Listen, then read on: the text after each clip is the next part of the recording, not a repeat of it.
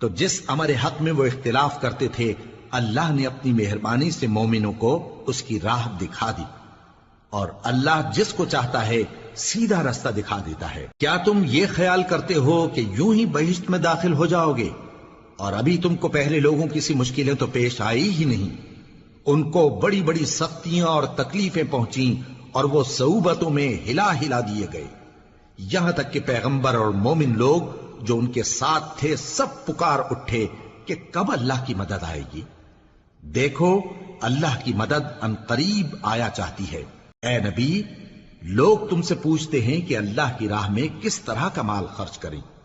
کہہ دو کہ جو چاہو خرچ کرو، لیکن جو مال خرچ کرنا چاہو وہ درجہ بدرجہ اہل استحقاق یعنی ماں باپ کو اور قریب کے رشتہ داروں کو اور یتیموں کو اور محتاجوں کو اور مسافروں کو سب کو دو۔